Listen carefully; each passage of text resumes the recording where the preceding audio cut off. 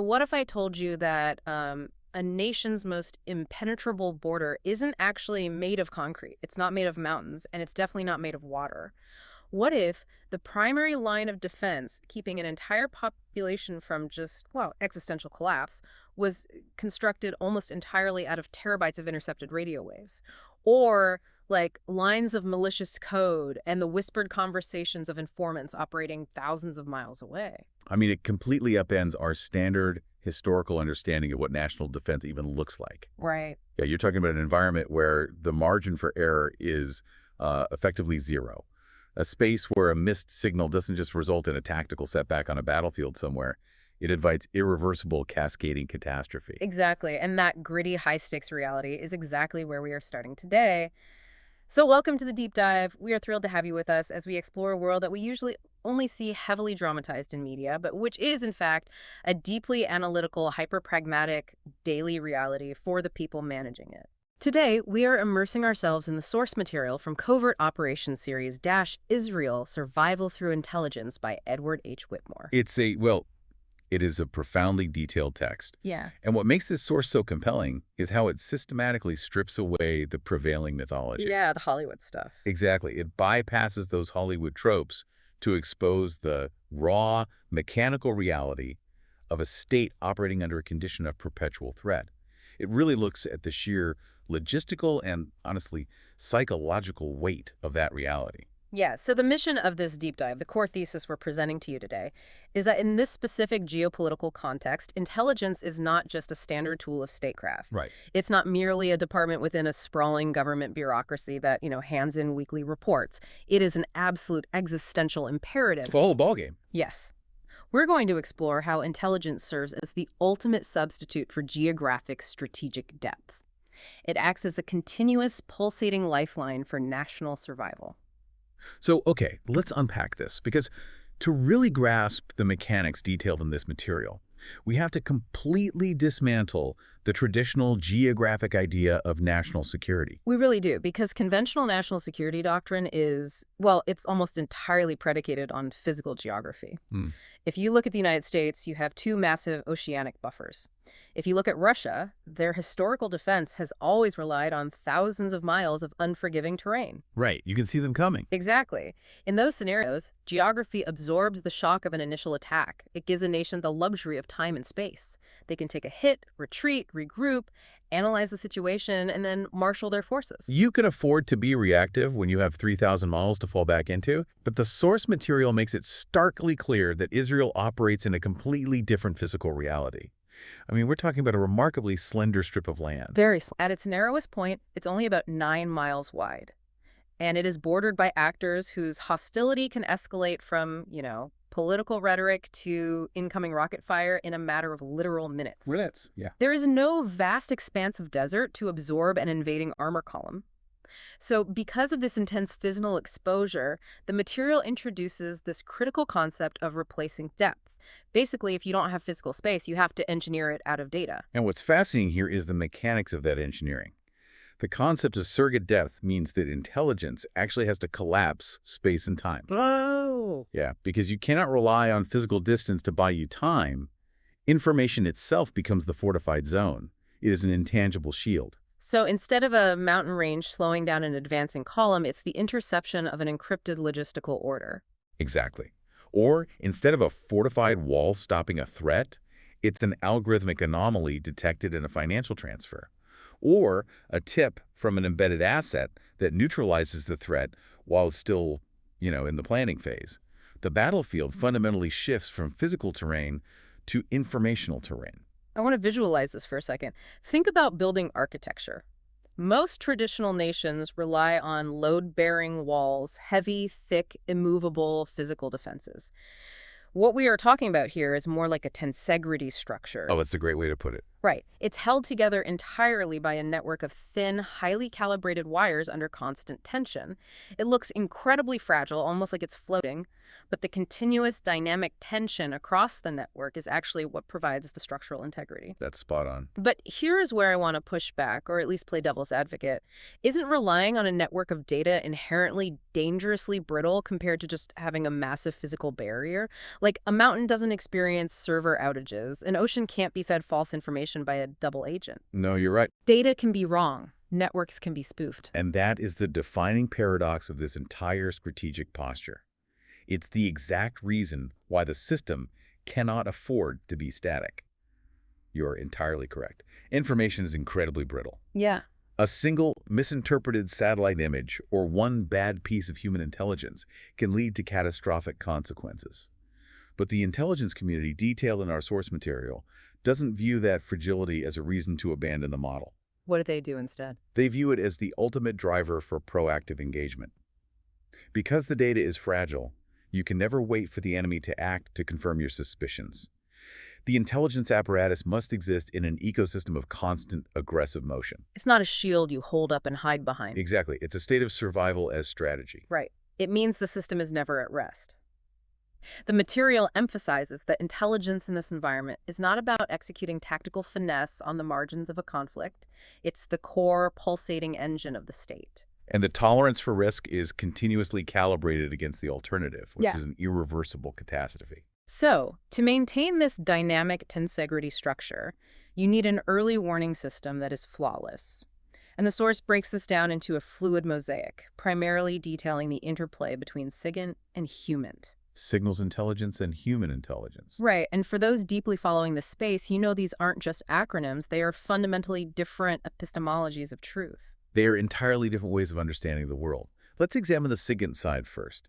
Signals intelligence in the modern era is, well, it's far beyond simply listening to unencrypted radio chatter. It's not just guys with headphones on. Not at all. Huh. The material details operations where analysts are sitting in highly secure, deeply submerged labs, filtering through massive walls of encrypted noise. They might intercept a seemingly random burst transmission originating thousands of miles away. And they can't even read the message, usually, right? Often no. It's not just about decrypting the words, it's about traffic analysis. It's metadata.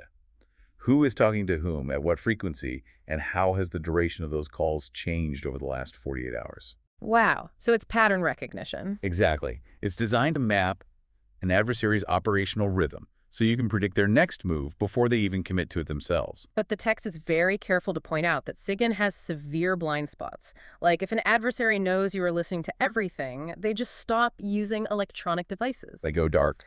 Yeah, they use couriers, they meet in underground bunkers, and that is where SIGINT hits a wall, and where the human intelligence becomes absolutely critical. And the reality of these human assets is deeply unsettling. It really is. We are talking about operatives who have to embed deep within hostile environments. They aren't relying on algorithms. They are relying on behavioral psychology. They are looking for a slight change in a target's demeanor, a change in an adversary's routine that is just slightly out of place. Because a satellite can tell you that 3 trucks moved to a warehouse in the middle of the night. SIGINT can tell you that the communication traffic in that sector spiked immediately afterward. But neither of those technical disciplines can tell you what the commanders inside that warehouse are actually planning to do with those trucks tomorrow morning. Right, they only see the movement, not the motive. Exactly. Only a human source can give you the intent. HUMINT provides the context that transforms raw technical data into actionable foresight. But as I noted earlier about fragility, HUMINT is the most fragile node of all, isn't it? Oh, absolutely. Yeah. It relies on the wildly unpredictable nature of human psychology, shifting loyalties, and frankly, the constant, terrifying risk of exposure for the asset. Okay, so if we accept that the borders of the state are effectively constructed out of this continuous flow of data, we have to look at the people who are essentially acting as the border guards. Right. But they aren't standing at a physical checkpoint. They are managing this invisible informational frontier 24 hours a day. The material spends a significant amount of time analyzing the operational mindset required here and the immense operational strain that comes with it. It is a psychological pressure cooker that few outside the community can truly comprehend. I can't even imagine. Operatives living in this environment have to maintain a deeply paradoxical cognitive state. The text describes it as a requirement to balance extreme adrenaline-fueled responsiveness with an almost unnatural capacity for calculated patience. Wait, how does that work? Those seem like total opposites. They are. An operative or an analyst has to be ready to authorize or execute an explosive kinetic strike within seconds, but they also have to possess the discipline to monitor a target for months, sometimes years, without making a single move that would reveal their presence. Wow. I want to spend some time on this concept of the fusion centers because the source material provides an incredible window into how this actually functions. Picture a sprawling subterranean room. The analysts working in these centers are subjected to an unrelenting, high-velocity torrent of data. It's a convergence of real-time drone feeds, flagged banking anomalies, intercepted text messages, and fragmented field reports from human assets. They are drowning in noise. And their job is not just to organize the noise, but to rapidly triage it. When a potential threat indicator flashes across a screen, they do not have the luxury of forming a committee. Right, there's no time to call a meeting. Exactly. They don't have weeks to draft a comprehensive white paper on the geopolitical implications. They are forced to perform a brutal form of cognitive triage. Just instant decisions. Yes, they must instantly discard irrelevant details to isolate the core truth. Is this spike in communication a genuine prelude to an attack, or is it a deliberate deception engineered by the adversary to provoke a premature, revealing reaction? And the material introduces a term for this specific psychological state decision under duress. Imagine trying to solve a complex multivariable calculus problem, but if you get the answer wrong, a city block explodes. It's terrifying. The text details how time actually dilates for these analysts and commanders. Time stretches and compresses simultaneously. The ticking clock is absolute. Decisions are compressed into these laser-focused imperatives where methodical analysis simply runs out of time, and deeply trained instinct has to take the wheel. And that instinct is cultivated through relentless simulation, but it's also driven by a unique organizational approach to risk. We often think of military or intelligence bureaucracies as inherently risk-averse. Yeah, usually it's all red tape. Right. The standard goal is to wait for overwhelming force or to delay action until you have 100% perfect, undeniable information. But the doctrine explored here operates on what is termed risk optimization. Risk optimization. In this specific covert environment, waiting for perfect information is almost always fatal. If you wait until you have absolute proof that a missile is going to launch, it's already in the air. Too late. Exactly. Therefore, they are forced to balance audacious operational risk against the stark necessity of survival. Risk is treated as a dynamic variable to be actively managed, never as a threshold to be entirely avoided. But how does a human mind sustain that? I mean, neurologically, you can't just keep a human being in a state of high alert fight or flight indefinitely. You really can't. The text is very candid about the psychological toll. It discusses the crushing burden of navigating complex moral paradoxes daily. It's the haunting realization of what if, because in this environment, a failed analysis isn't just a reprimand in a personnel file. No, it's not. A failure cascades into immediate civilian loss and massive geopolitical upheaval.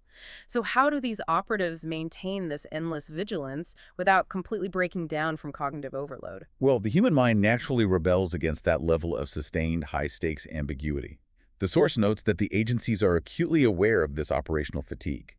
They counter it not just with psychological resilience protocols, but with a deeply ingrained culture of shared responsibility. Like they carry the weight together. Yes. Yep. There is a collective understanding that their constant vigilance is the literal bedrock of the state's continuity. But even with the most robust psychological scaffolding, the weight of these irreversible decisions, the constant grinding ethical tension of weighing the cost of a preemptive strike versus the cost of inaction, it leaves an indelible mark on the operative. It changes you. You are fundamentally rewiring how a person perceives safety, time, and human motivation. And that tension, that massive accumulation of data and psychological pressure cannot remain theoretical forever. Eventually, that invisible tensecity structure of information has to convert into physical, kinetic action. It has to snap. Yes, it has to snap. And that transition brings us to one of the most defining aspects of the source material, the doctrine of preemption. If your borders are made of information, your defense must be preemptive. It is the only logical conclusion of the strategy. If you have engineered an early warning system that tells you the adversary is mobilizing miles down the road, and you lack the physical depth to absorb their strike at your perimeter, you are mathematically forced to intercept them on the road. Wow. Preemptive action, as detailed in the material, is a tactical capability to shift the theater of engagement from reaction to anticipation. It is the doctrine of snuffing out the fuse before the spark ever reaches the powder keg. Let me ground this in an analogy. Think about playing a master-level game of chess. Traditional defense is moving your pieces to protect your king as the opponent attacks. Preemptive intelligence is playing a version of chess where your data analysis is so flawless, you are legally permitted to reach across the table and remove your opponent's queen before they even sit down to play the game. That's intense. Right, provided you have the absolute proof that their opening gambit was going to lead to an unstoppable checkmate. You aren't just winning the game, you are violently altering the board before the clock starts. That is an incredibly apt way to frame it, because it highlights both the advantage and the prerequisite burden of absolute proof. And if we connect this to the bigger picture, the text dissects one of the most paradigm-shifting events in the history of special operations, Operation Entebbe in 1976. Oh, yes. This is often taught as a masterclass in tactical execution, but the source material correctly reframes it as a masterful class in preemptive intelligence gathering under impossible constraints. Let's really dive into the mechanics of Entebbe because it's mind-blowing when you strip away the mythology. You have an Air France commercial flight hijacked by a coalition of terrorists. Right. The plane is flown thousands of miles south to Uganda. The terrorists have the explicit military support of the local Ugandan regime under Idi Amin. You have over 100 hostages held in an airport terminal in the heart of Africa. The sheer geographical distance alone, over 2,000 miles, makes any conventional military rescue seem logistically impossible. A conventional military would look at the map, look at the fuel logistics, look at the hostile radar nets between the Mediterranean and East Africa, and conclude that a kinetic option was off the table. They just give up. They would immediately default to diplomatic negotiation. But the intelligence apparatus viewed the situation through the lens of preemptive necessity. They immediately went into an overdrive that is just difficult to fathom. Right, because they didn't just need to know where the hostages were. They needed to map the microscopic details of a battlefield they had no physical access to. The text details how the intelligence services tracked down the original architectural firm that had constructed the Entebbe terminal years prior. It was brilliant. They pulled the blueprints. They needed to know the structural load capacity of the floors, the exact placement of the exits, the blind spots, and the terminal's lighting. They essentially constructed a high-fidelity virtual model of a physical space located on another continent. And while one team was analyzing concrete thickness, another branch was mapping the behavioral patterns of the Ugandan military. Like, when do they sleep? Exactly. What was the exact rotation schedule of the perimeter guards? What were the known blind spots in the radar system spanning the Red Sea and East Africa? They were synthesizing human from operatives on the ground with highly technical logistical data to find the thinnest possible sliver of a tactical opening. And because that intelligence was so incredibly granular, it allowed a fleet of heavy C-130 Hercules transport planes to fly thousands of miles, completely under the radar, and land on a dark runway in a hostile nation. Unbelievable. The assault teams disembarked and executed a surgical clearance of the terminal, neutralizing the hijackers and the Ugandan military elements and extracting the hostages. They operated with a level of precision that minimized casualties and fundamentally shattered the adversary's sense of security. And Entebbe wasn't just a rescue. It was a loud, undeniable proof of concept. It proved to the world that highly asymmetrical, geographically impossible conflicts could be won through proactive, synthesized insight. It permanently altered the global paradigm. But the world changed again after that. It did. It demonstrated that distance is no longer a sanctuary if the intelligence reach is long enough. But as the source material tracks the evolution of this doctrine, we see how the application of preemption shifts. Fast forward to the intense urban conflicts of the Second Intifada. Very different battlefield. Completely different. The threat vector changed completely. It was no longer about a hijacked plane in Africa. It was about highly decentralized, clandestine cells manufacturing explosive devices in residential neighborhoods, preparing for suicide assaults on crowded marketplaces and buses. And you can't send a fleet of C-130s to solve that problem. The intelligence requirements become vastly more complex. You have to penetrate networks that are deeply embedded within civilian populations. Which is incredibly hard. The text discusses how the services had to use preemptive intelligence to map the entire supply chain of terror. They weren't just looking for the bomber, they were looking for the precursors. They were tracking the acquisition of specific fertilizers. They were monitoring the clandestine movement of wire and detonator. And they were placing human assets deep within the social fabric to notice when, a local chemistry student suddenly dropped out of sight. Wow. The goal was network degradation. By synthesizing the SIGINT intercepts of encrypted communications with the human reports from the neighborhoods, they were able to locate the bomb factories and apprehend or neutralize the operatives while the explosives were still being wired. Wow, catching them in the act. Yeah, they were snuffing out the fuse in the basement long before the operative could ever step onto a public bus. It is the ultimate expression of the surrogate depth concept, intercepting the threat in the informational phase before it reaches the physical phase. But moving from the spectacular rescue of innocent hostages at Entebbe to the preemptive dismantling of clandestine networks introduces incredibly profound complexities. And this brings us to the darkest, most morally and legally complex application of this doctrine covered in the source material, the targeted elimination campaigns. Right. This is the hunt for the individuals organizing the violence. It is the sharpest, most controversial edge of the spear, and the source material treats it with the analytical gravity it requires. It is vital to understand that within this operational framework, a targeted elimination is almost never executed as an act of emotional reprisal or simple revenge. It's not a movie. No. The text painstakingly details the bureaucratic and intelligence mechanisms required to designate someone as a high-value target, or HVT. It is a deeply meticulous, exhaustive process. It's not just a commander circling a name on a whiteboard in a fit of anger. Identifying an HVT requires mapping an individual's entire operational architecture. Intelligence analysts have to demonstrate how this specific individual functions as a critical node in a larger network. They track their funding pipeline, Their command influence, their logistical capabilities. They are building an airtight dossier that proves this individual poses a continuous, imminent threat that cannot be neutralized through conventional arrest. and the strategic intent behind eliminating an HVT is multifaceted. Yes, you are removing a capable tactician from the board, which provides a tactical win. But the broader strategic goal is network disruption. To break them apart. Exactly. Yeah. You want to fracture the enemy's chain of command. You want to force the organization into a state of paranoia. If the leadership knows they are constantly being hunted by an invisible apparatus, they have to spend an enormous amount of their operational bandwidth simply trying to hide. They're always looking over their shoulder. Yeah. They stop communicating effectively. They make mistakes. Here's where it gets really interesting and where I think the source material shines by leaning into the contradictions. You mentioned fracturing the chain of command. I want to push back on the ultimate efficacy of that. Okay, go ahead.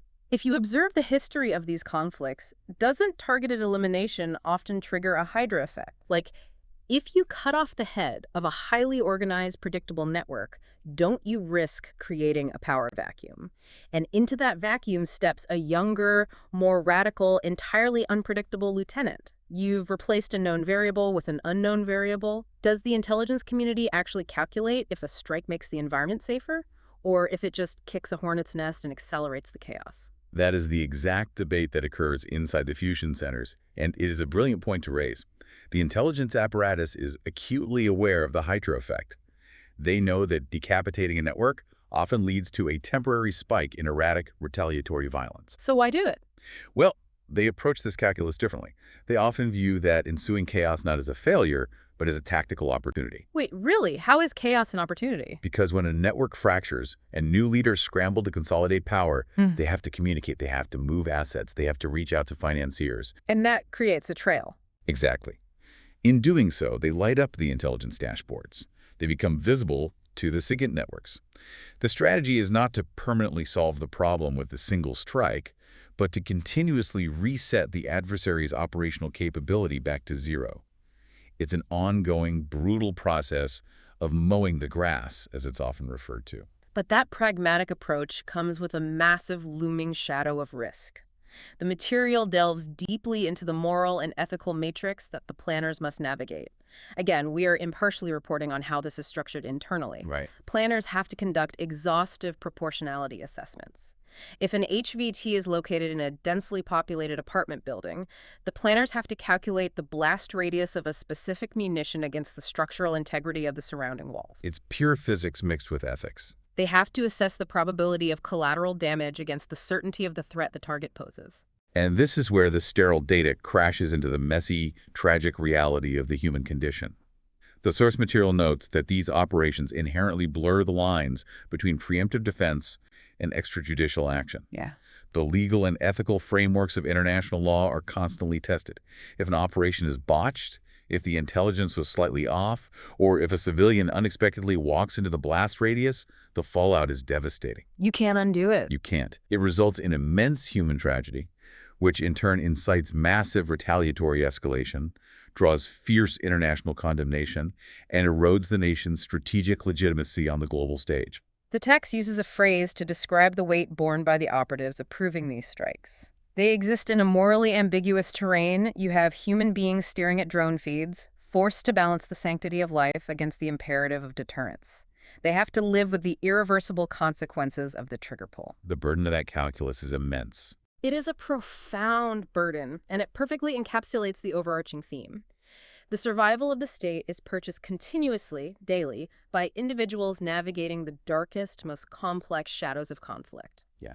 But, just as we start to grasp the physical and psychological toll of these kinetic operations in the physical world, the source material pivots. Because the nature of the shadow war is evolving at a terrifying speed. The front lines are no longer confined to physical borders, city streets, or hidden bunkers. Anymore. The battlefield has dissolved into the invisible, hyper-connected digital highways that run our modern world. We are firmly in the era of hybrid warfare. Hybrid warfare is perhaps the most critical concept for understanding the modern threat landscape. The text defines it as the deliberate fusion of irregular tactics, offensive cyber operations, the use of proxy militia forces, and massive informational disinformation campaigns. Wow, so it's a bit of everything. It is. The ultimate strategic goal of a hybrid actor is to inflict maximum systemic damage upon an adversary without ever crossing the accepted legal threshold that would trigger an open, conventional war. It is warfare engineered through plausible deniability. And the absolute tip of the spear in this new domain is cyber intelligence. The material provides a phenomenal breakdown of how cyber operates simultaneously as the ultimate shield and the most devastating weapon. Let's look at the offensive side. The quintessential example detailed in the text is the deployment of the Stuxnet virus. Stuxnet. This was aimed at degrading Iran's nuclear enrichment capabilities. And it is vital to understand the mechanics here, because this wasn't just someone guessing a password to steal emails. No, Stuxnet was a geopolitical earthquake because it proved that digital code could inflict catastrophic physical destruction on heavily guarded, air-gapped infrastructure. Let's break down the mechanism. Please do. The Iranian nuclear facility at Natanz was heavily fortified and, crucially, air-gapped, meaning the computers controlling the uranium centrifuges were not connected to the public internet. You cannot just hack them from a laptop in another country. Right, so how do you cross an air gap? You have to physically bridge it. But to cross that physical air gap, the intelligence services had to rely on a complex fusion of human and cyber. They had to get the malware onto a physical thumb drive, and they had to manipulate or compromise a human being, a contractor, an engineer, to physically walk that drive into the secure facility and plug it into the internal network. Wow. Once the malware crossed the air gap, its behavior was astonishingly sophisticated. It didn't just crash the system, it lay dormant, quietly propagating through the network until it specifically identified the exact programmable logic controllers, the PLCs, that governed the speed of the physical centrifuges. It was looking for a very specific target. Exactly. Once it found its target, it began to subtly manipulate the spin rates.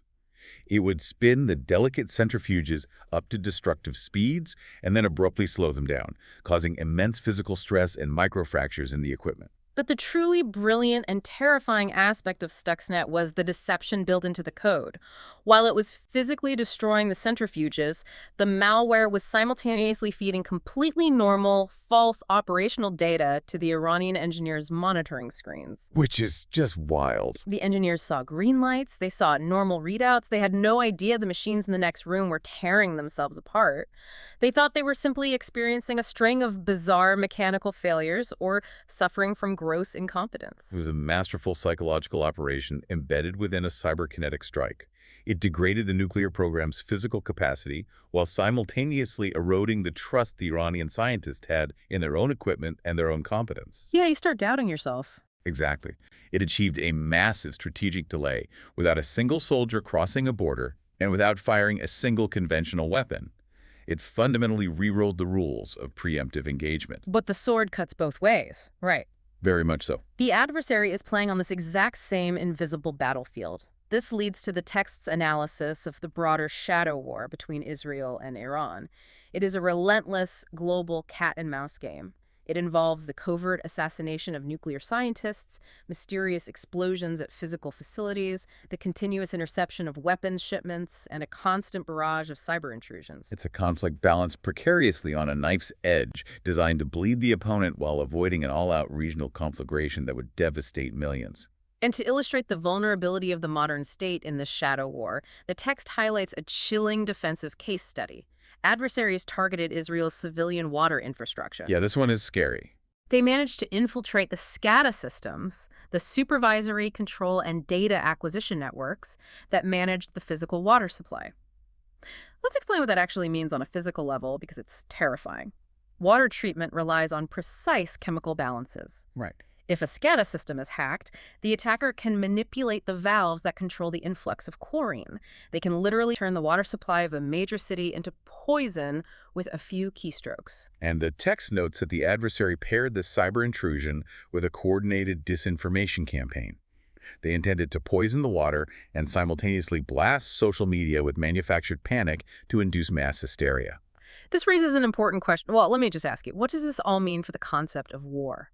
Think about this. If a foreign military physically marches troops to a reservoir and dumps chemical poison into the water supply, the international community universally recognizes that as an undeniable act of war. It immediately triggers a massive conventional military response. Of course. But if a state-sponsored hacker group achieves the exact same physical result, poisoning a city, using lines of code routed through a proxy server 1,000 miles away, it is categorized as a shadow war incident. How long can this geopolitical tightrope possibly hold? The real-world damage paralyzed hospitals, poisoned infrastructure, disrupted economies is indistinguishable from a physical bombing run. This raises an important question. Yeah. And you've identified the exact legal and doctrinal crisis facing the modern security apparatus. International law, the Geneva Conventions, the established norms of war, they were all written for a world of physical geography and kinetic uniforms. Right. They are woefully ill-equipped to handle the ambiguity of hybrid warfare. The tightrope holds only as long as the intelligence community can successfully preempt these digital strikes or respond covertly in kind, maintaining a shadowy equilibrium of deterrence that never sees the light of day. But it is an incredibly fragile balance. Just one mistake away from chaos. The moment a cyber strike causes mass civilian casualties, the illusion of the shadow war shatters, and the escalation into conventional conflict becomes almost inevitable. Which perfectly explains why the intelligence services operate with such a fanatical devotion to secrecy. If you are fighting an undeclared shadow war, you have to remain entirely unseen. The source material talks extensively about the invisible shield. Yes. In this context, secrecy isn't just about hiding embarrassment or covering up mistakes. Secrecy is the strategic armor. It is the foundation of strategic ambiguity. If your adversaries cannot accurately gauge your true capabilities, if they don't know the full extent of your cyber penetration or the depth of your human intelligence networks, they are forced into perpetually defensive, paranoid postures. They're guessing. Exactly. They have to expend massive amounts of resources simply trying to figure out what you know and what you might do next. Furthermore, strict operational secrecy ensures that the intelligence narrative remains clear to the ultimate decision makers, insulated from the distortions of public panic, media speculation, or, political grandstanding. But here we encounter another massive paradox in the source material. Israel relies on absolute secrecy and self-reliance to survive. However, it cannot possibly survive the future entirely alone in the dark. No, it can't. The text dives deeply into the necessity of strategic alliances and quiet cooperation. Despite the foundational mandate to trust no one, the state is mathematically forced to rely on discrete, completely unacknowledged bilateral intelligence sharing agreements. It is a brilliant, pragmatic fusion of necessity and ingenuity. Yeah. No single intelligence agency regardless of its budget or sophistication, can cover the entire globe. Therefore, intelligence is commodified and shared on a strict transactional need-to-know basis. Like trading cards, but with state secrets. Sort of, yeah. These quiet alliances allow the state to tap into foreign human networks, utilize allied satellite time, and navigate behind-the-scenes diplomatic permissions. It allows them to intercept a threat brewing in South America or Southeast Asia long before it ever approaches the Mediterranean. It is a vital, invisible artery of national resilience. And as we look toward the horizon, the material makes it clear that this resilience is going to be tested by an entirely new paradigm. The final sections of the text tackle the integration of predictive analytics and artificial intelligence. This is where things get really sci-fi. Right. We are observing a monumental shift from anticipating threats based on human synthesis, like a group of analysts debating the meaning of an intercept, to utilizing vast machine learning algorithms. We are talking about neural networks that can ingest and synthesize billions of seemingly unrelated data points in milliseconds. The sheer computational scale is staggering. These algorithms are analyzing global SWIFT banking transfers, comparing them against the maritime shipping logs of dual-use chemicals, overlaying that with the encrypted communication spikes in specific geographic grids, and factoring in the social media sentiment analysis of a target population. All at the same time. Yes, an AI can spot an emergent pattern, a hidden correlation that a human analyst might take 3 lifetimes to find. It offers a perceptual edge that moves intelligence from rapid reaction to true mathematical anticipation. But here's where I have to pause and question this technological pivot. Throughout this entire deep dive, the source material has repeatedly emphasized the supreme value of human intuition, the gut feeling of an embedded human operative noticing a subtle change in a target's posture, the heavy, agonizing moral calculus of a commander making a split-second decision in a fusion center. If we begin to hand the reins of threat detection and preemptive targeting over to predictive algorithms, don't we risk losing that essential human moral clarity? That's a huge concern. I mean, a machine learning model doesn't understand the sanctity of life. It only understands probability distributions. Can an algorithm truly discern the difference between a complex, innocent anomaly and a genuine existential threat? That is the profound existential challenge that the source material leaves us wrestling with. The text is very clear-eyed about the limits of intelligence power. It acknowledges that technology is not a panacea. There are deeply closed, ideologically extreme communities that operate entirely offline, making them invisible to AI and impenetrable to SIGINT. They're just off the grid. Completely off the grid. And regarding the integration of predictive algorithms, the material synthesizes the dilemma perfectly. AI represents a monumental, necessary evolution in capability, but it demands vigilant, uncompromising human stewardship. It's the danger of automation bias. Precisely. If the intelligence community begins to rely blindly on the output of an algorithm, if the machine says a target is 94% likely to be a threat, and the human operator just accepts it without understanding the underlying data, they risk fundamentally eroding the human empathy, the accountability, and the nuanced intuition that underpin the fragile ethical frameworks of these operations. The machine can process the data. The machine can highlight the target. But a human being must always bear the moral weight of pulling the trigger. Wow. Okay, let's bring this all together. We have gone on an incredibly deep, complex journey today through the stark realities presented in the source material. We really have. We began by examining a nation burdened with profound physical and geographic vulnerabilities. A nation that was forced by necessity to replace traditional physical borders with a massive, invisible, and deeply fragile informational shield.